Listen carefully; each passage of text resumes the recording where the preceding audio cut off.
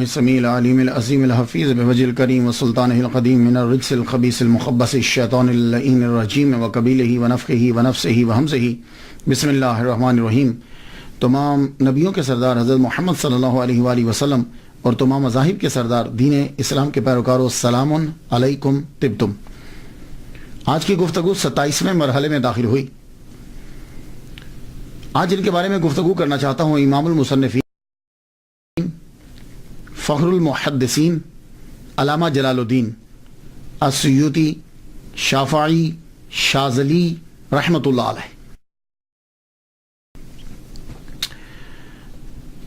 مسلک نام شافعی ہیں اور مشرباً شاذلی ہیں، اس لیے میں نے ان کی گفتگو جو ہے وہ ابو الحسن شاذلی رحمۃ اللہ علیہ کے بعد ان کی گفتگو شروع کر دی، لیکن زیادہ شواہدات جو ہیں وہ نہیں ملتے، یعنی ڈیٹیل سے جسے آپ کہہ سکتے ہیں وہ گفتگو نہیں ہے۔ البتہ انہوں نے شاذلیہ سلسلے کے اوپر ایک کتاب لکھی ہے، اس کے اندر تصوف پہ گفتگو کی ہے، اور خود ان کا خاندان جو ہے وہ تصوف سے گہرا تعلق رکھتا تھا۔ چونکہ علامہ جلال السیوطی رحمۃ اللہ علیہ کی مخالفت رہی اس دور کے نام و نہاد صوفیہ سے، اس لیے لوگوں نے یہ سمجھا کہ یہ صوفی نہیں تھے، تصوف سے ان کا کوئی تعلق نہیں تھا۔ آئیے گفتگو بڑھاتے ہیں۔ سب سے پہلے جیسے ہمارا معمول ہے کہ ہم سب سے پہلے دیکھتے ہیں نام پہ تھوڑی سی گفتگو ہو جائے۔ جلال الدین، امام المصنفین، فخر المحدثین، آپ مینی کو جانتے ہیں۔ 3 جو ہیں ٹائٹل میں دیکھتا ہوں ان کے نام کے ساتھ۔ ایک ہے السیوطی، آسویوتی، الف کے اوپر زبر، شروع میں الف ہے، السیوطی، ابن القطب اور الشاذلی، یہ 3 ٹائٹل ہیں۔ یہ جو السیوط ہے نا، اس کے تلفظ میں 2 باتیں قابل غور ہیں۔ پہلی بات تو یہ ہے کہ اکثر الف چھوڑ جاتے ہیں، سیوطی کا، علامہ جلال الدین سیوطی نے یہ کہا ہے۔ یہ اصل میں آسویوت محافظہ ہے، یعنی جس طرح ہمارے ہاں صوبہ کہتے ہیں یا ضلع کہہ لیتے ہیں، ایسے سمجھ لیجیے، مثال دے رہا ہوں۔ اس طرح ایجپٹ کے اندر یہ محافظہ ہے، یعنی صوبہ سمجھ لیجیے یا ضلع سمجھ لیجیے۔ سیوط آج بھی ہے یہ صوبہ۔ باقی کچھ لوگ سین کے اوپر جو ہیں وہ شد پڑھتے ہیں، السیوطی، یا کے اوپر بھی، لیکن میں نے جب دیکھا کہ ایجپٹ میں جب شہر ہے تو اس کا پروننسیشن کیا ہے، تو وہ کہتے ہیں السیوط، الف کے اوپر زبر، سین کے اوپر پیش، یا کے اوپر پیش، واو ساکن، سیوط۔ تو جب یہ چل رہا ہے تو ٹھیک ہے، باقی خیر آپ کی مرضی ہے۔ تو السیوط، اس میں چونکہ آپ پیدا ہوئے ہیں اس لیے السیوطی جو ہے وہ کہلائے، لیکن بولتے ہوئے ہم الف جو ہے وہ چھوڑ دیتے ہیں، حمزہ چھوڑ دیتے ہیں۔ دوسرا، آپ کے نام کے اندر ٹائٹل جو ہے وہ ابن القطب، کتابوں کا بیٹا، کتابوں کا بیٹا، سن آف بکس۔ یہ آپ کو کیوں کہا جاتا ہے؟ اس کی 2 ریزن ہیں۔ پہلا تو یہ سمجھ لیں کہ جب مضاف الیہ جو ہے وہ غیر جنس ہو تو پھر جنس باپ ہوتا ہے نا، غیر جنس تو باپ نہیں ہو سکتا۔ تو جب غیر جنس ہو تو پھر یہ ذہن نشین کر لیجئے کہ اس کا معنی، ابن کا معنی اس وقت سن نہیں کریں گے، پھر یہ ہوگا کہ اس کو سن اس لیے بول دیا جاتا ہے کہ اس کے ساتھ تعلق بڑا گہرا ہوتا ہے۔ جیسے قرآن مجید نے استعمال کیا ہے وابن السبیل، راستے کا بیٹا، تو راستہ ابا تو نہیں ہے، چونکہ وہ گھر سے چلا اور وہ مسلسل سفر کرتا رہا ہے، اور دوران سفر تعلق انسان کا راستے کے ساتھ زیادہ ہوتا ہے، اس لیے اس کو ابن السبیل کہہ دیا۔ سمجھ آ گئی؟ اسی طرح ابن الوقت کہتے ہیں، وقت کا بیٹا۔ اس کو وقت کا بیٹا کیوں کہا جاتا ہے؟ وقت اس کا ابا تو نہیں ہے، لیکن وہ وقت کے ساتھ بڑا تعلق رکھتا ہے، نہ انسانیت کے ساتھ تعلق رکھتا ہے، نہ لا کے ساتھ تعلق رکھتا ہے، وہ وقت کے ساتھ جیسا وقت ہو ویسا وہ بن جاتا ہے، تو کہتے ہیں یہ ابن الوقت ہے، ابن الوقت ہے۔ اسی طریقے سے ابن القطب جو کہا گیا ہے، اس کا مطلب یہ نہیں ہے کہ وہ اب کتابیں باپ بن گئیں اور یہ بیٹا، یعنی ان کا کتابوں سے گہرا تعلق ہے۔ اب کتابوں کے ساتھ امام المصنفین کا جو گہرا تعلق ہے وہ 2 طرح سے ہے۔ ایک تو ان کا کتابوں کے لکھنے کے لحاظ سے بڑا تعلق ہے۔ جمیل بخت نے یہ کہا ہے کہ آپ نے 576 کتب لکھی ہیں، اور ایک انگریز مصنف ہے فلوگل، اس نے یہ کہا ہے کہ آپ نے 561 کتب لکھی ہیں، اور کسی نے کہا ہے کہ 1000 کتابیں لکھی ہیں، اور ایک نے لکھا ہے کہ آپ نے 600 کتابیں لکھی ہیں۔ اس دور کے اندر، اس دور میں 1445 عیسوی میں، یہ آج کل 2013 جا رہی ہے، 1445 کی بات کر رہا ہوں، اس دور کے اندر 849 ہجری کی ہے، اور اب یہ 1434 جا رہی ہے۔ تو سینکڑوں سالوں کے پہلے کتابیں اتنی لکھنا بہت مشکل تھا۔ آج کے دور میں بڑی آسان ہے، وہ کیا کہ بندے بٹھا لیے جائیں، ان سے کہا جائے چلو بھائی لکھو، لکھنے کے بعد خود چیک کر لیا جائے۔ اس دور میں کتاب خود لکھی جاتی تھی، لوگ لکھتے تھے، اور علامہ جلال الدین السیوطی رحمۃ اللہ علیہ جو ہیں، ان کا تو کوئی شک کر ہی نہیں سکتا، انہوں نے تو کمرے میں بند ہو کر سب کتب لکھی، کیونکہ سارے لوگ جو ہیں وہ تقریباً مخالف تھے، گورنمنٹ بھی ان کی مخالف تھی۔ تو ایک تو یہ ہے کہ آپ کا تعلق کہ آپ نے کتب لکھی بہت زیادہ ہے۔ دوسرا تعلق کیا ہے کتابوں کے ساتھ آپ کا، کہ آپ کو ابن الکتب کیوں کہا جاتا ہے؟ اسے مصری علماء بیان کرتے ہیں۔ میں نے ڈاکٹر علی گوما سے سنا ہے، یہ مصر کے ڈاکٹر ہیں، مقرر بھی بڑے اچھے ہیں، کہنے لگے کہ آپ کو ابن الکتب اس لیے کہا جاتا ہے، کتابوں کا بیٹا، آپ کے والد گرامی بذات خود بہت بڑے عالم تھے، وہ اس یوت کے قاضی بھی رہے ہیں، شاہی امام رہے ہیں، وہ آپ علامہ تھے، صوفی تھے۔ تو آپ ایک اسٹڈی کر رہے تھے، تو گھر کے اندر دوران اسٹڈی آپ نے علامہ جلال الدین السیوطی رحمۃ اللہ علیہ کی والدہ ماجدہ سے یہ کہا کہ وہ فلاں کتاب مجھے پکڑانا۔ وہ بیچاری ان دنوں ذرا بیمار تھی، وہ کتاب لینے کے لیے جب لائبریری میں گئی تو وہیں انہیں درد ذیل ہو گئی۔ تو درد سے جب ہوئی تو اسی جگہ پہ لائبریری کے اندر ہی امام المصنفین علامہ جلال الدین السیوطی شافعی شاذلی رحمۃ اللہ علیہ کی ولادت ہوگی۔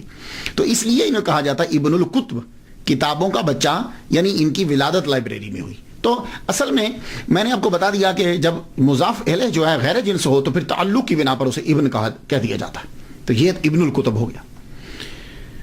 شاذلی آپ کا تصوف میں جو آپ کا تعلق ہے، مصر کے اندر اگر آپ جائیں تو دو چیزیں زیادہ ملیں گی اکثریت کے ساتھ۔ ایک تو شوافع زیادہ ملیں گے، ایجپٹ کے اندر امام شافعی رحمہ اللہ کے پیروکار زیادہ ہے، اور دوسرا تصوف کے اندر شاذلی سلسلے کے پیروکار زیادہ ملیں گے، تو اس لیے آپ کو شاذلی بھی کہا جاتا ہے۔ اور آپ کے بڑے دوست جو ہیں وہ شاذلی، اور شاذلی سلسلے پہ آپ نے کتاب بھی لکھی۔ اب آ جائیے آپ کے ابتدائی کہ آپ کہاں سے آئے۔ آپ ایرانی النسل ہیں، ہاں، علامہ جلال الدین السیوطی عربی النسل نہیں ہے، ایرانی النسل ہیں۔ آپ پہلے بغداد آئے، بغداد سے پھر ایجپٹ میں آئے، مصر میں آپ کا خاندان آیا، اور مصر کے اندر ایجپٹ میں جب آپ کا خاندان آیا تو آپ کا خاندان پڑھا لکھا خاندان تھا، شروع ہی سے تصوف میں چلے آ رہے، ولی کامل آپ کا خاندان۔ تو جب آپ کا خاندان ایجپٹ میں آیا تو چونکہ صاحب علم ہے، اس لیے وہ گورنمنٹ کے اندر آپ کا خاندان جو ہے وہ ضرور یا تو حاکم رہے کسی نہ کسی شہر کے، یا حاکم کے مشیر رہے، ایون کہ آپ کے والد گرامی جو ہیں وہ بھی اعلیٰ عہدے پر فائز رہے ہیں۔ آپ قاضی تھے اس یوتھ کے۔ اس دور میں قاضی جو ہوتا تھا اس کی پرسنالٹی اور سٹیٹس جو ہے وہ بہت ہائی ہوتا تھا، جیسے آج کے دور کے اندر کوئی جج ہو یا چیف جسٹس ہو، اور شاید آج کے دور میں چیف جسٹس کا بھی اتنا مرتبہ نہ ہو جتنا اس دور کے اندر پرانے اسلامی دور میں جج کا، قاضی کا جو ہے وہ مرتبہ ہوتا تھا۔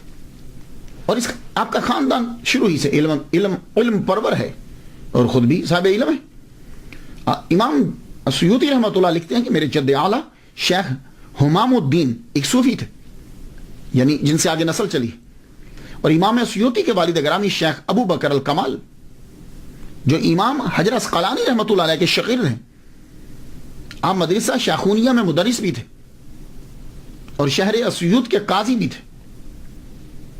امام السیوطی رحمۃ اللہ کے والد گرامی جب فوت ہوئے تو آپ اس سے اندازہ لگائیے کہ اس دور کا جو خلیفہ ہے قائم بامر اللہ، وہ آپ کے جنازے کے ساتھ چلا، اور امام جلال الدین السیوطی رحمۃ اللہ علیہ کے والد گرامی کے جنازے کو کندھا دیا اور قبرستان تک گیا۔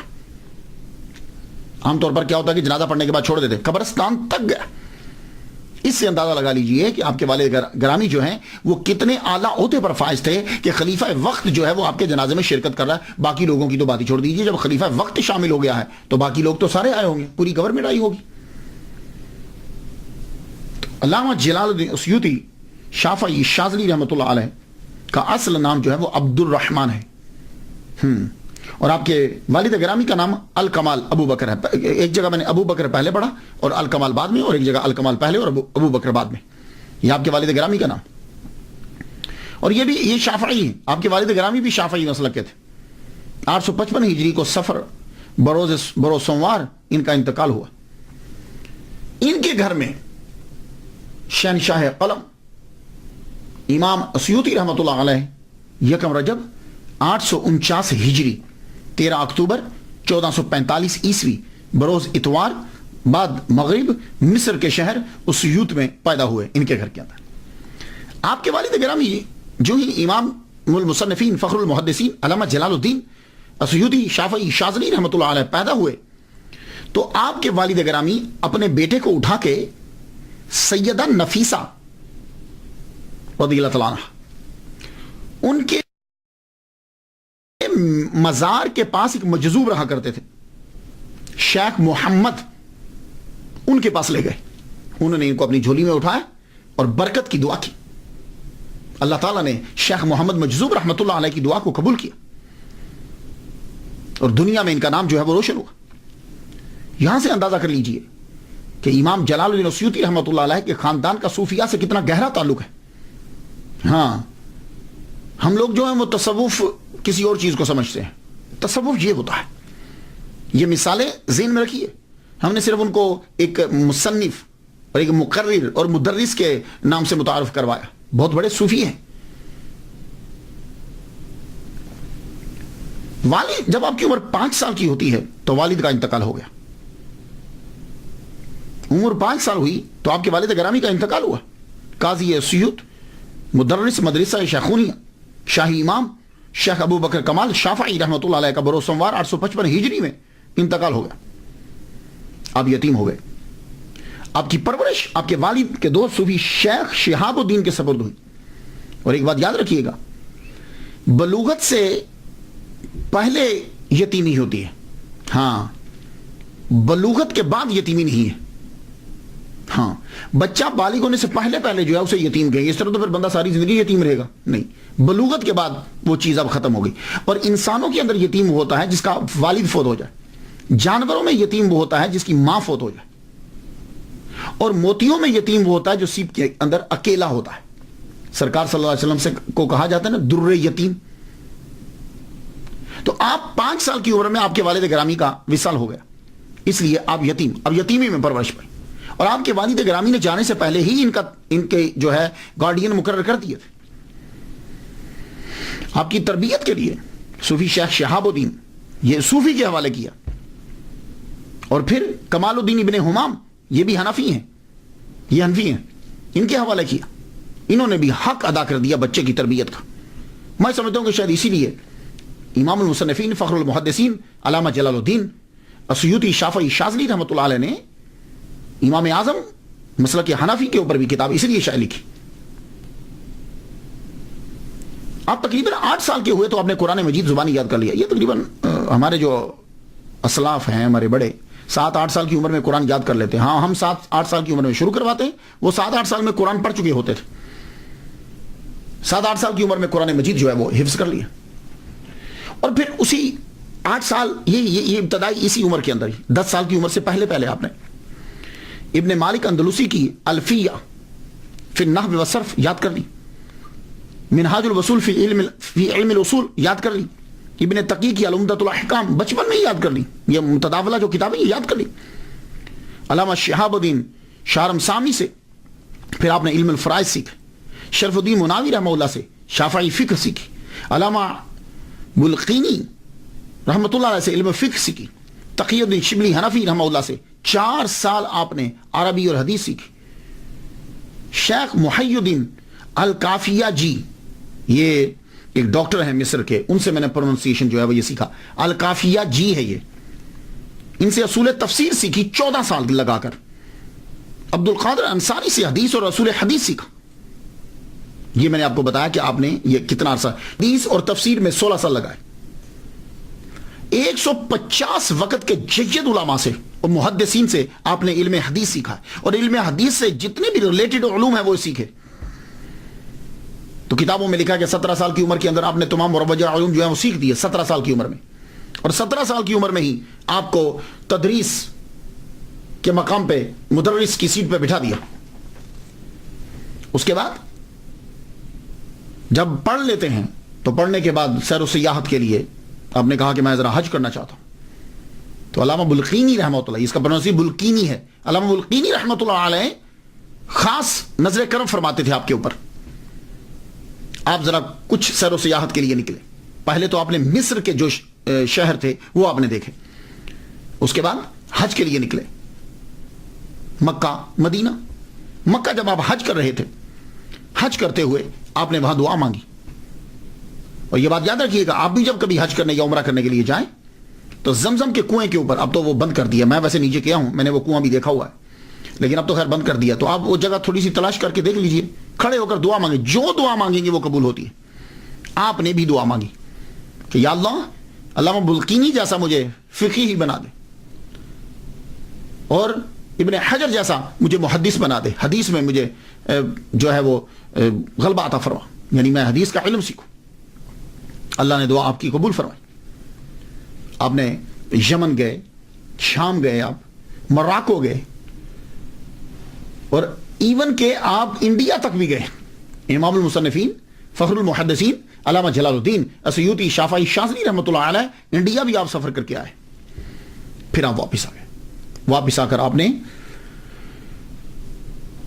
تدریس شروع کر دی.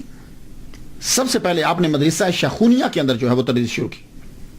یہاں میں ایک بات عرض کر جاؤں تو 24 سال میں جو ہے وہ آپ فارغ ہوئے پڑھ کر, تو فارغ ہوئے تو فارغ ہوتے ہی آپ کو مدرسہ لگا دیا گیا. اس کے بعد 24 کے بعد پھر 3 سال گزرتے ہیں, اس میں سیاحت بھی ہے اور اس میں مفتی کا کورس بھی ہے. اور جب علامہ بلقینی رحمۃ اللہ علیہ نے آپ کی صلاحیت کو دیکھا تو آپ کو فتویٰ دینے کی اجازت دے دی 27 سال کی عمر میں. یہ میری تحقیق تھی, ویسے جو کتابوں میں تھا میں نے آپ کو پہلے سے بتا دیا. حافظہ اللہ تعالیٰ نے کمال کا دیا تھا, اور یہ خدا کی بڑی عطا ہوتی ہے. عالم دین کے لیے حافظہ بہت ضروری ہے, ورنہ پڑھتے تو ہم رہتے ہیں, چیز جو ہے وہ بھول جائے تو فائدہ کیا. 2 لاکھ احادیث آپ کو زبانی یاد تھی. اب فرماتے ہیں کہ مجھے اس سے زیادہ بھی ملتی تو میں اور یاد کر لے, وہ بھی یاد کر لیتا. 2 لاکھ احادیث مبارکہ آپ کو زبان. اور ویسے میں ایک بات بتاتا جاؤں کہ احادیث کی تعداد جو ہے وہ سند کی وجہ سے ہوتی ہے, یا متن کی وجہ سے نہیں. سند جو بدلتی جاتی ہے تو حدیثوں کی تعداد بھی بڑھتی چلی جاتی. علامہ محمد حسین الذہبی رحمۃ اللہ علیہ فرماتے ہیں کہ وہ بیک وقت امام المصنفین فخر المحدثین علامہ جلال الدین بیک وقت محدث, فقیہ, مفتی, ادیب, مورخ, نحوی, اور اس کے ساتھ ساتھ مقام اجتہاد اور مرتبہ تجدید پر فائز تھے. اور آپ کی پہلی تحریر جو ہے وہ تعوذ اور تسمیہ, یعنی اعوذ باللہ من الشیطان الرجیم کے اوپر اور بسم اللہ الرحمن الرحیم کے اوپر ہے آپ کی کتابیں پہلے. ویسے اکثر دیکھا ہے میں نے کہ جو بھی لکھنا شروع کرتے ہیں وہ پہلے انہی کے اوپر لکھتے ہیں.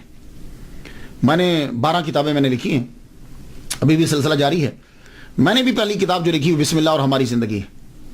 اور میں جب امریکہ آیا 2000 کے اندر تو یہاں خطیب لگا آ کر میں ہیوسٹن میں, تو میں لائبریری کو ایک دن دیکھ رہا تھا تو مجھے لائبریری کے اندر وہ کتاب مل گئی بسم اللہ اور ہماری زندگی. اور میری ایک اور کتاب ہے امریکی سکالر کے 4 سوالوں کے جواب, وہ میرے آنے سے پہلے یہاں امریکہ یہاں مسجد کی لائبریری میں تھی. تو میں دیکھ کر بڑا خوش ہوا, حاضر رحمت تو میرا بھی اللہ تعالیٰ کی.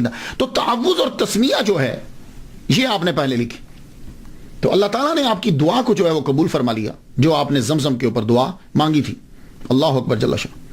اور جب تک آپ تدریس کرتے رہے تحریر کم رہی. ہاں, جب تک آپ پڑھاتے رہے ہیں تب تک تحریر کم ہے. آپ کے پہلے 40 سالہ دور کے اندر تحریر آپ کی بڑی کم ہے. تقریر ہے, تدریس ہے, تحریر کم ہے. یہ جتنی بھی آپ کی تحریر تصنیف ہے یہ آپ کی 40 سال کے بعد کے دور کے اندر بڑی تیزی کے ساتھ جو ہے وہ بڑی. اللہ تعالیٰ نے آپ کو لکھنے کی بڑی صلاحیت عطا فرمائی, اور آپ کہہ سکتے ہیں کہ یہ کرامت ہے. اور میں بھی علامہ جلال السیوطی رحمۃ اللہ علیہ اور اولیاء کرام کی جو کتابیں لکھی ہیں ان کو ان کی کرامات میں تسلیم کرتا ہوں میں، اور یہ ان کی سب سے بڑی کرامتیں ہیں، یہ بات یاد رکھیے. یہ جو ان کی کتاب ہوتی ہے یہ لیکن ہمارے ہاں کیا ہوتا ہے کہ ہمارے ہاں جو مصنف ہو یا جو تقریریں کرتا ہو اسے لوگ کم ہی ولی مانتے ہیں، یا اسے ولی نہیں مانیں گے. ہمارے ہاں کوئی ایک علیحدہ سا ہمارا ایک تصور ہے، تحریر کے اندر اور تدریس کے اندر، تقریر کے اندر مشغول ہو جاتا ہے، ہم اسے اس طرح کا ولی کامل نہیں مانتے. حالانکہ میرا وجدان یہ کہتا ہے کہ جو کتاب ہے یہ وہ دکھائی ہوئی کرامت سے زیادہ بڑی ہوتی. داتا گنج بخش علی حجویری رحمۃ اللہ علیہ، آپ نے خانہ کعبہ لوگوں کو دکھا دیا تھا، لیکن میں ان کی کتاب کشف المحجوب کو اس کرامت سے بڑی کرامت مانتا ہوں، کیونکہ جن لوگوں نے خانہ کعبہ دیکھا تھا وہ تب کے تھے.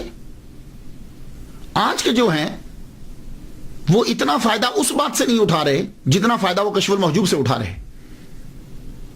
میں جس لحاظ سے بات کر رہا ہوں، مخالفت کرنے والے تو بیان عجیب طریقے سے کریں گے، لیکن میرے نزدیک ولی کامل کی لکھی ہوئی کتاب جو ہے وہ اس کی سب سے بڑی کرامت ہوتی. اب لوگوں کی ذہنیت کا اندازہ آپ اس بات سے لگا لیجئے. پیر میر علی شاہ صاحب بڑے زبردست بزرگ ہیں. پیر میر علی شاہ صاحب نے مرزائیوں کا ناطقہ بند کر کے رکھ دی، آپ نے کتابیں لکھنا شروع کر دی. تو لوگوں نے جا کے خواجہ اللہ بخش توسیع رحمۃ اللہ علیہ کو جا کے شکایت لگا دی کہ پیر صاحب گولڑا شریف جو ہیں مولویوں کی طرح قادیانیوں سے الجھ پڑے ہیں، صوفیاء کو مناظروں سے کیا کام. سن رہے ہیں آپ کہ یعنی پیر میر علی شاہ صاحب کی جا کے شکایت لگائی کہ صوفیوں کا کیا کام ہے مناظرے کرنا اور کتابیں لکھنا. لو یہ ہے ایک کانسیپٹ. میں اس پس منظر میں بات کر رہا ہوں. تو پیر میر علی شاہ رحمۃ اللہ علیہ کو توسا شریف جانا پڑا. شدید گرمی کے اندر آپ تشریف لے کر گئے.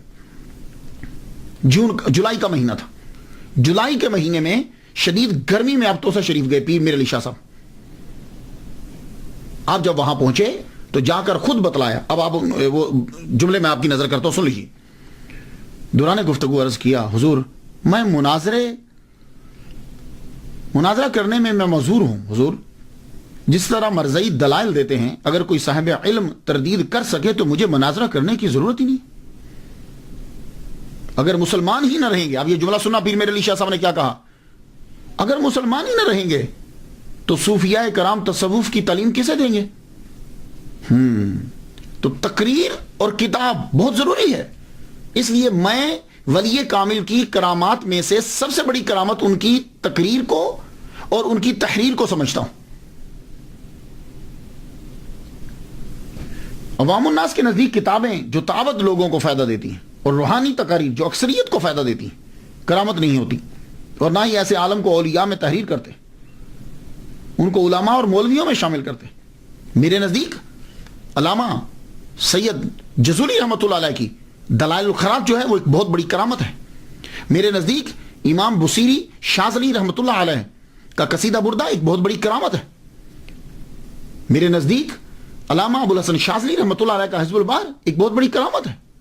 میرے نزدیک امام جلال الدین السیوطی رحمۃ اللہ علیہ کی الاتقان اور آپ کی دوسری کتب یہ بہت بڑی کرامت ہے. میرے نزدیک پیر میر علی شاہ صاحب کی کتب بہت بڑی کرامت ہے. میرے نزدیک پیر کرم شاہ صاحب کی لکھا ہوا قرآن مجید کا ترجمہ بہت بڑی کرامت ہے. میرے نزدیک تفسیر نعیمی مفتی احمد یار خان نعیمی رحمۃ اللہ علیہ ان کی یہ کتاب تفسیر نعیمی بہت بڑی ان کی کرامت ہے. یہ بات یاد رکھیے گا.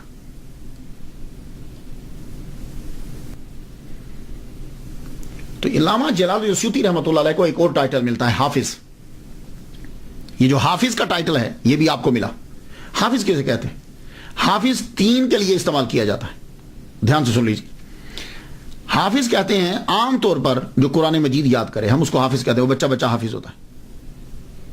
ایک حافظ وہ ہوتا ہے نبینا کو بھی حافظ بولتے ہیں.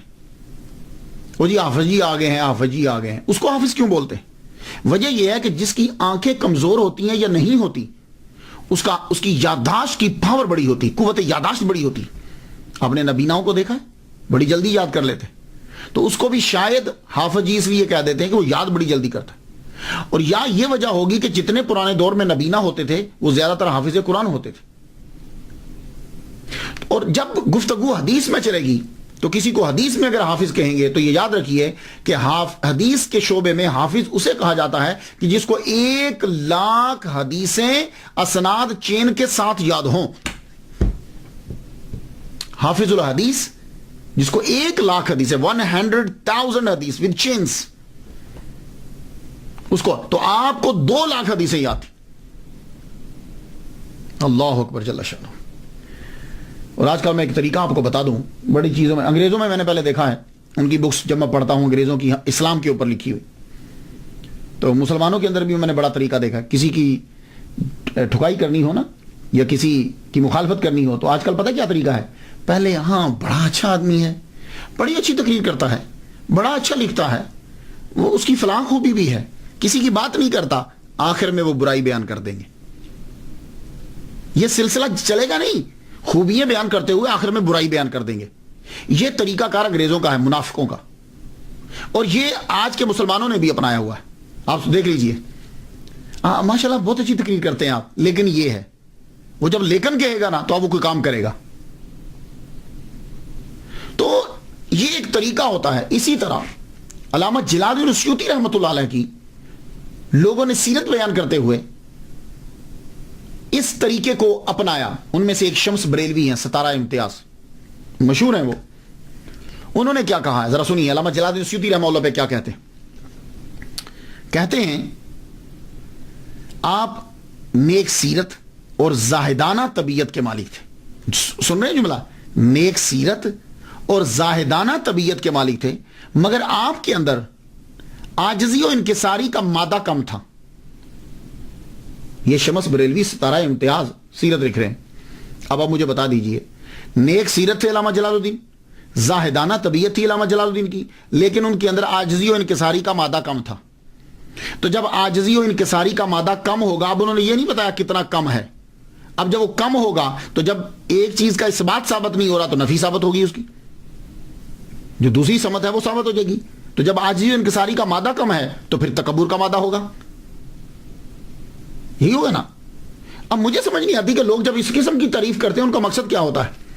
10 صفات کسی کی گنوا کر آخر میں اگر تم اس کی توہین کر رہے ہو، کوئی خامی بیان کر رہے ہو، تو یہ اسی طرح ہی ہے کہ کسی آدمی کو دودھ کا بھرا ہوا پیالہ دیا جائے، بیچ میں ایک مینگنی ڈال دی جائے. آخر میں وہ بکری کی مینگنی، بکری کا دودھ کا پیالہ بھرا دے دیا جائے اور آخر میں ایک مینگنی ڈال دی جائے، لے لیجیے جی پیالہ بہت اچھا ہے، دودھ بڑا اچھا ہے، بیچ میں مینگنی تھی. کون پیے گا بھائی؟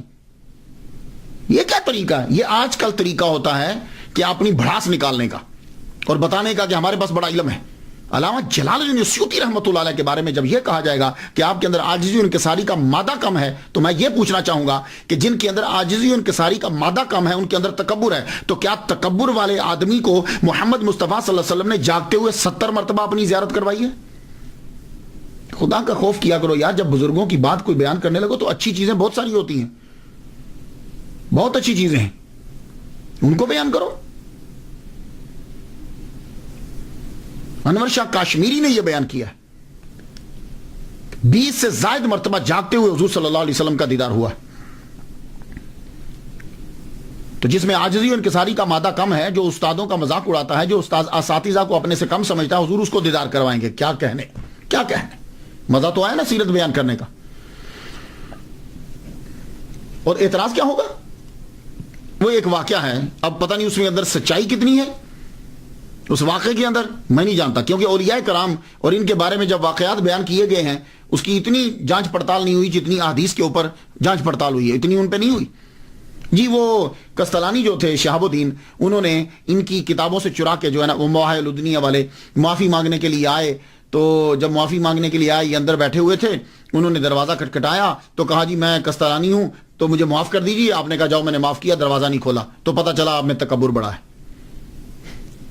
میری بات سمجھ رہے ہیں آپ بھائی؟ اس سے کہاں سے اب ذرا پوری بات سنیے گا، میں آپ کو بتلاتا ہوں. علامہ جلال الدین السیوطی رحمۃ اللہ علیہ، آپ کے پاس امام بائہقی رحمۃ اللہ علیہ کی کتب تھی. آپ صرف آپ تھے ایجپٹ کے اندر کہ جن کے پاس ان کی کتب تھی. آپ نے ان سے لکھ کر آپ نے ٹاپک بنایا حضور کی سیرت کا. کستلانی نے مواہب الدنیا کے اندر علامہ جلال الدین السیوطی کا نام لکھے بغیر ڈائریکٹ لکھ دیا، امام بائہقی کا حوالہ دے دیا. آپ نے پوچھا کہ آپ نے کیوں لکھا یہ کستلانی جو ہیں یہ 2 سال چھوٹے ہیں ان سے.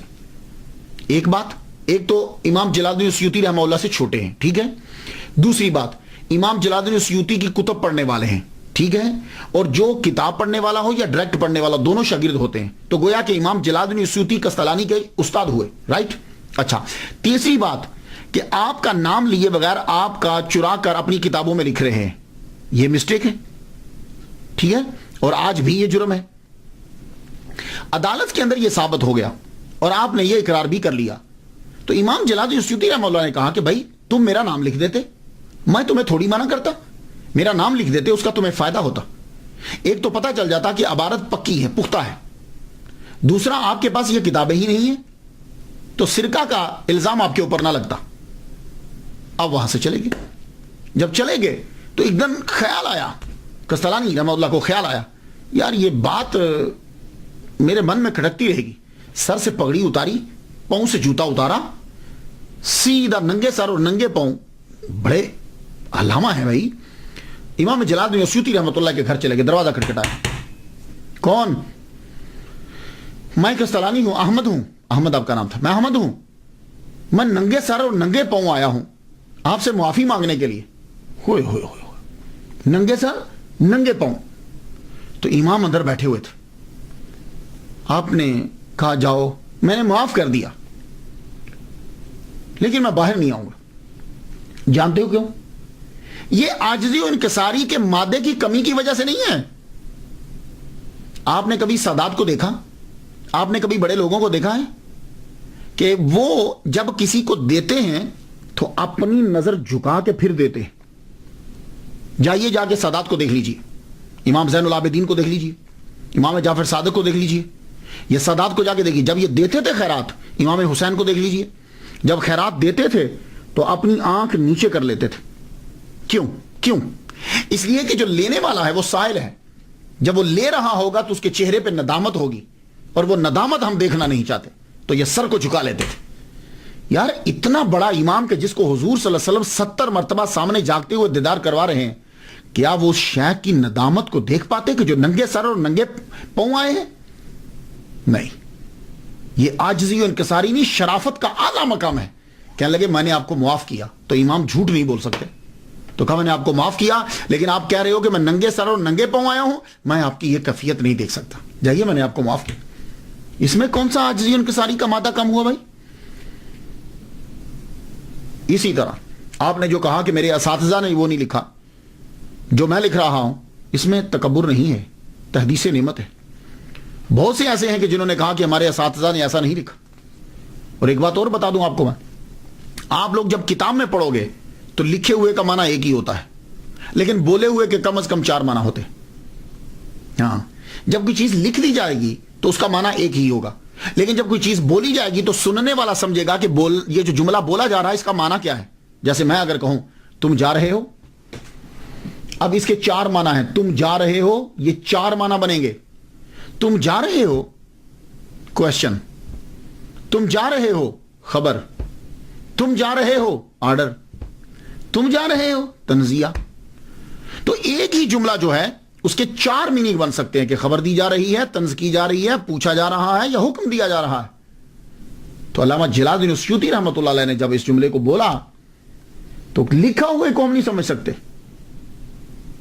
تو اس لیے علامہ جلال الدین السیوطی رحمہ اللہ، اگر آپ یہ لوگ تسلیم کرتے ہو کہ 70 مرتبہ ان کو زیارت ہوئی ہے، تو پھر میں ہرگز یہ تسلیم نہیں کروں گا کہ ان کے اندر عاجزی اور انکساری کا مادہ کم تھا اور وہ اپنے اساتذہ کے بے ادب تھے. میں یہ تسلیم نہیں ہرگز نہیں کروں، کیونکہ حضور پاک صلی اللہ علیہ وسلم اور اللہ ایسے بندوں پہ نظر کرم فرماتا ہی نہیں. تو دونوں میں سے ایک چیز نکالنا پڑے گی، اور یقیناً دوسری نکالیں گے، پہلی نکل نہیں سکتی. اور تیسری بات سن لیجئے، وہ یہ ہے کہ بہت سے ایسے ہمارے امام ہیں کہ جن کی زندگی مخالفت میں گزری. لوگوں نے، گورنمنٹ نے، ماحول نے ان کی خوب مخالفت کی، جیلسی کی وجہ سے، تو اس لیے جو دل میں آیا انہوں نے لکھ دیا. مصر کے تمام علماء کرام اس بات پر متفق ہیں کہ آپ درجہ اجتہاد پر فائز تھے. خود آپ کے پاس ٹولز تھے، آپ نے مسائل جو ہیں وہ لکھنے شروع کیے، اجتہاد کیا آپ نے. لیکن وہ اجتہاد آپ کا سارے کا سارا اجتہاد جب آپ نے چیک کیا تو امام شافعی رحمہ اللہ کے ساتھ ملتا تھا. تو آپ نے امام شافعی رحمہ اللہ کی پیروی کی، خود مجتہد نہیں بنے. تصانیف آپ کی بہت زیادہ ہیں. عربی کے اندر کثیر التصانیف آپ کو کہا جاتا ہے. کثیر التصانیف مصنف کے حاملہ.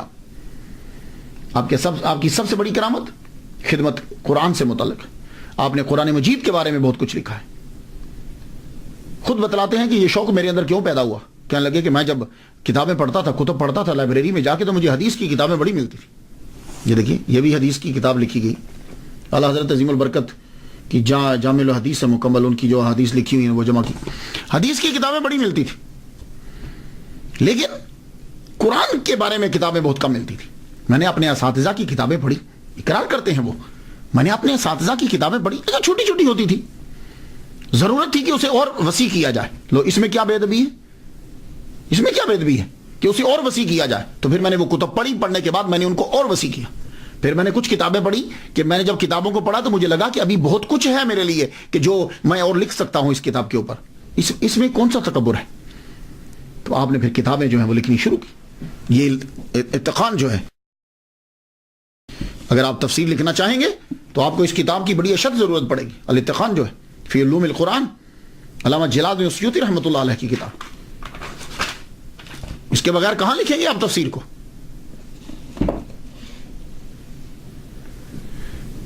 تفسیر جلالین زبردست, یہ آپ کی بہت بڑی کرامت ہے.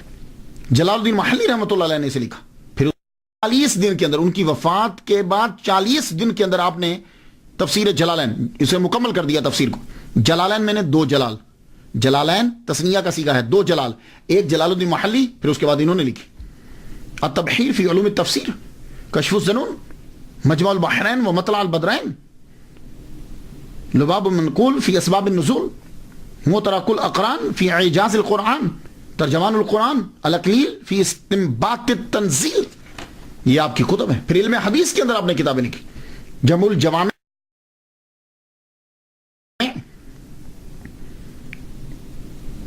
اظہر المتناصرہ فی الاحادیث المتواترہ. اس میں آپ 100 حدیث ایسی جمع کی ہیں کہ جن کو حضور صلی اللہ علیہ وسلم کے 10 صحابہ نے تواتر کے ساتھ بیان کیا. شارح بھی آپ غضب کے تھے. مسلم شریف چھوڑ کر بخاری, ترمذی, نسائی, ابن ماجہ, موطا, اس کی شروعات آپ نے لکھی. اور حضور صلی اللہ علیہ وسلم سے عشق بھی آپ کو کمال درجے کا تھا, اور یہ عشق کا نتیجہ ہے کہ سرکار نے آپ کو دیدار کروایا. اور اس عشق کی مثال آپ نے کیا دی, اس کا اظہار کس طرح کیا کہ حضور صلی اللہ علیہ وآلہ وسلم کے ماں باپ کے اوپر اعتراضات آج تک ہوتے ہیں. حضور صلی اللہ علیہ وسلم کے ماں باپ, حضور کی والدہ ماجدہ کی قبر بالکل مسمار کر دی گئی. اس کے اوپر کبھی روڑی پھینک دیتے ہیں, کبھی اس کو بالکل مٹا دیتے ہیں. آپ نے 6 رسالے حضور صلی اللہ علیہ وسلم کے ماں باپ کے ایمان پر لکھے. اللہ اکبر, یہ ہے عشق. اور میرا وجدان یہ کہتا ہے کہ جتنا آپ نے لکھا ہے, آپ ہی ہیں جنہوں نے لکھا ہے. حضور صلی اللہ علیہ وسلم کی والدہ ماجدہ کے اوپر بہت کم لکھا گیا. 1993 کے اندر میں نے عرس آمنہ, ایسے ہی کوئی اشارہ یا القاء ہوا 10 اپریل کا, مجھے 1993 سے میں نے شروع کیا حضرت آمنہ رضی اللہ تعالی عنہا کا عرس. اور آج بھی, یہ آج 10 اپریل ہے, 10 اپریل کو پاکستان کے اندر کئی جگہ پہ عرس جو ہے وہ ہو چکا ہے. میں نے اس کی پیر محل میں 1 کروڑ مرتبہ, 1 کروڑ مرتبہ, بہت بڑا مدرسہ ہے, 1 کروڑ مرتبہ سارا سال پڑھتے رہتے ہیں درود شریف سرکار کی والدہ ماجدہ کے لیے پڑھا گیا. اسی طرح گجرات کے اندر بھی ہوا ہے. علامہ حنیف جلال پوری صاحب نے جو ہے وہ بہت بڑا عرس کیا. میرے والد گرامی کے مزار پر جو ہے سید طالب حسین شاہ رحمۃ اللہ علیہ, ان کے مزار پر جو بہت بڑا کل جلسہ ہوا ہے. تو اب یہ آہستہ آہستہ یہ پھیلتا جا رہا ہے. میرے والد گرامی کے مزار پر تو یہ درود شریف میں نے خود لکھوایا, لکھو اللہم صلی علی سیدنا محمد و آبا و محمد و آل محمد و صحاب محمد و بارک وسلم. میں نے کتاب جب لکھی, میں نے پڑھا ان کو, پھر اس کے بعد میں نے ایک کتاب لکھی, کتاب کا نام ماں ہے, وہ اس کو میں ڈیڈیکیٹ جو ہے وہ میں نے کیا سرکار کی والدہ محترمہ کو. اور میں نے الحاوی للفتاوی علامہ جلال الدین السیوطی رحمۃ اللہ علیہ, اس کے اندر ایک حدیث مبارکہ لکھی ہے کہ حضور فرماتے ہیں کہ میں عشاء کی نماز پڑھ رہا ہوں اور میں فاتحہ پڑھ چکا ہوں, میری والدہ مجھے آواز دیتی تو میں فاتحہ روک کے, نماز روک کے پہلے ماں کی بات سنتا, پھر میں آ کے نماز پڑھتا. تو میں نے اس سے لکھا کہ حضور کتنا ادب کرتے ہیں کہ حضور کے لیے ان کی والدہ, اللہ کے بعد ان کی والدہ ان کے لیے درجہ رکھتی. تو ایک مولوی نے میرے خلاف کتاب لکھ دی, کفر کا فتویٰ دے دیا, کتاب لکھ دی, ایک بندے کو بھیج دیا مجھے قتل کرنے کے لیے بھی. تو بعد میں کیا ہوا کچھ ہی عرصہ کے بعد وہ مولوی جا رہا ہے، کالے کتے نے اس پر حملہ کیا اور وہ شخص جوانی کے اندر ہی مر گیا۔ اور جن جن لوگوں نے سرکار کی والدہ محترمہ کا احترام کیا اور دن منایا، اللہ تعالیٰ نے ان کو نوازا۔ امام جلال الدین السیوطی رحمۃ اللہ علیہ زندہ مثال ہے آپ کے سامنے، 70 مرتبہ حضور صلی اللہ علیہ وسلم نے ان کو دیدار کروایا ہے۔ کیوں؟ انہوں نے حضور صلی اللہ علیہ وسلم کی والدہ محترمہ اور حضور کے والد گرامی کے لیے کتابیں لکھی ہیں کہ وہ مومن تھے۔ میرے ایک دوست ہیں، بڑا عرصہ بیچارے باہر آنا چاہتے تھے، نہیں آوے، 2 سال انہوں نے سرکار کی والدہ محترمہ کا عرس کیا، تیسرے سال وہ باہر تھے۔ اسی طرح ایک اور صاحب ہیں، بلڈنگز انہوں نے بنانی تھی مدرسے کی، میں نے ان سے کہا کہ آپ کیجئے۔ پچھلے سال انہوں نے، اس سے پہلے سال انہوں نے عرس کیا، اس سال 2 منزلہ بن چکی، معلوم ہی کیسے ہو گیا۔ تو آپ بھی 10 اپریل کو سرکار صلی اللہ علیہ وسلم کی والدہ محترمہ کے لیے ضروری رسالہ ثواب کیا کریں۔ میں تو ہر سال، یہ میں تحدیث نعمت کے لیے بتا رہا ہوں، ہزار رحمت میرے بھی، ہر سال سرکار کی والدہ کے نام کی ایک قربانی جو ہے وہ عید الاضحیٰ پہ میں کرتا ہوں۔ اگر سرکار کی والدہ مسلمان نہیں ہے نا، تو دنیا میں کوئی مائی کا لال مسلمان نہیں ہے۔ مخدومہ کائنات، ماؤں کی جائے پناہ حضرت آمینہ رضی اللہ تعالیٰ عنہ۔ تو اس لیے آپ لوگ جو ہو وہ ضرور احترام کیجیے، پھر دیکھیے کتنی برکتیں اور رحمتیں نازل ہوتی۔ محمد صلی اللہ علیہ وسلم کو اپنی والدہ سے بڑا پیار ہے۔ تو حضرت آمینہ رضی اللہ تعالیٰ عنہ، ان کے بارے میں کتب جو ہیں وہ انہوں نے لکھی۔ امام المصنفین علامہ جلال الدین السیوطی رحمۃ اللہ علیہ تعصب سے پاک۔ ہوتا کیا ہے کہ تعصب جو ہے یہ بڑھتا رہتا ہے جیلسی کی وجہ سے، لیکن آپ خود شافعی ہیں، لیکن امام اعظم نعمان بن ثابت رحمۃ اللہ علیہ پر بھی آپ نے کتاب لکھی، ان کی شان میں بھی۔ اسی طرح امام اعظم نعمان بن ثابت رحمۃ اللہ علیہ کے دوست امام مالک رحمۃ اللہ علیہ، مالکی فقہ کے جو بانی ہیں، ان کی شان میں بھی انہوں نے کتاب لکھی۔ تو تعصب سے بالکل جو ہے وہ ٹوٹلی پاک۔ میرے سامنے تقریباً لسٹ جو اندر پڑی، میں جو اسٹڈی کر رہا تھا تقریباً 200 کتب ہیں، لیکن میں کتابوں کے اوپر گفتگو کرنا شروع کر دوں گا تو آپ کے لیے تو خیر اتنا، ہاں کوئی اسٹوڈنٹ آپ میں ہو تو پھر اس کے لیے ہے کہ وہ جا کے تلاش کر سکتا ہے، اس کو خیر مل بھی جائیں گی۔ تفسیر، تقریر، تدریس، حدیث، قرآن، ایمان، جسم و جان، جن و انسان، کوئی ایسا ٹاپک نہیں جس کو اس ہستی نے ٹچ نہ کیا ہو۔ ہر آدمی کو کسی نہ کسی طرح۔ واعظین ہے، انیس الجلیس بہترین کتاب ہے۔ تصوف کے اوپر شاذلیہ طریقہ کی بڑی تفسیر کیا۔ دنیا میں جب کوئی آتا ہے تو آخر اسے جانا بھی ہوتا ہے۔ امام المصنفین فخر المحدثین علامہ جلال الدین السیوطی شافعی شاذلی رحمۃ اللہ علیہ۔ آپ کو بیبرس خانقاہ جو ہے، مسجد جو ہے اس کے ساتھ خانقاہ تھی بیبروسیہ، اس کی خانقاہ کا منتظم اعلیٰ بنا دیا گیا، ہیڈ بنا دیا گیا۔ تو وہ خانقاہ آپ سمجھتے ہیں نا، خانقاہ میں زیادہ صوفیہ کرام رہتے ہیں۔ آپ جب گئے تو آپ نے صوفیہ کو دیکھا، صوفی تو آپ بھی تھے، دیکھا اتنا خرچہ، ماہانہ وظیفے اعلیٰ، سب کو اکٹھا کر کے کہا دیکھو تم لوگ خود کو صوفیہ کہلواتے ہو، خرچے تمہارے عمراء جتنے ہیں۔ دیکھو صوفیہ کے اندر اور تصوف کے اندر ہم نے بھی پڑھا ہے، تصوف کے اندر اس طرح کی عیاشی نہیں ہوتی۔ صوفیہ کرام تو توکل اسی چیز میں رہتے ہیں، اور تم لوگوں کے اتنے ماہانہ وظائف اور اتنی تنہائیں، آپ نے ان کے ماہانہ وظائف کم کر دیے، خرچہ کم کر دیا۔ اس کا نتیجہ کیا نکلا؟ خانقاہ کے سارے صوفیہ جو اندر رہتے تھے نام و نہاد وہ سب آپ کے دشمن ہو گئے، اور آپ کے والد گرامی کا ایک دوست تھا وہ سب سے بڑا آپ کا دشمن ہوا، اور اتنی دشمنی بڑی ہوئی کہ بغاوت تک بات چل پڑی، اور انہوں نے ایک بندے کو پیسے دے کے مقرر کیا کہ امام جلال الدین السیوطی کو قتل کر دیا جائے۔ آپ پر وہ شخص چاقو لے کے حملہ کرنے لگا کہ پیچھے سے کسی نے دیکھ لیا، شور کیا تو وہ بھاگ گیا، لیکن آپ کے اوپر اتنے جھوٹے مقدمات عدالت کے اندر پیش کیے گئے، اتنی سٹوریز بنائی گئی، آپ کو پولیس نے اریسٹ کر لیا۔ جب پولیس نے اریسٹ کیا 23 سال تک آپ المنچل میں، جسے آج کل روزۃ المقدس کہتے ہیں، 23 سال تک آپ نے چلہ کاٹا۔ اتنا بڑا چلہ ہوگا کسی کا؟ امام جلال الدین السیوطی رحمہ اللہ کو صوفی نہیں مانتے۔ 23 سال تک پھر آپ نے خود کو کمرے میں بند کر لیا، لوگوں سے ملاقات بہت بہت بہت ہی کم، تحائف لینے چھوڑ دیے۔ کوئی آتا جی میں تحفہ لے کر فرمان لگے۔ جن لوگوں کو یہی نہیں معلوم کہ عالم اور عارف اور جاہل صوفیہ میں فرق کیا ہے، ایسی قوم کے تحائف کو کیا لینا۔ طائف، لیکن اس 23 سال کے اندر 22 سال کے اندر آپ نے بہت لکھا، خوب لکھا، اور سب سے زیادہ اسی عرصے میں جو ہے وہ لکھا ہے. پھر آپ کے ہاتھ کے اوپر ایک معمولی سا ورم ہو گیا. تو جمعۃ المبارک کی شب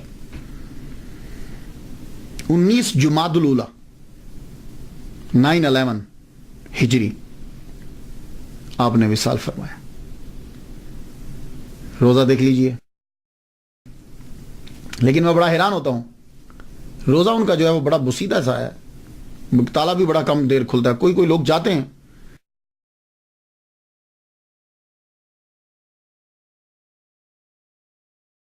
یہ اسٹوڈنٹس جو ہیں یہ ملیشیا سے پہنچے، بہت کم. اللہ تعالیٰ ان کی قبر پر کروڑوں رحمتیں نازل فرمائے. میں نے کافی دفعہ ان کے لیے فاتحہ پڑھی ہے، آپ بھی ان کے لیے فاتحہ پڑھ دیجئے. اجازت دیجئے. وآخر دعوانا ان الحمدللہ رب العالمین.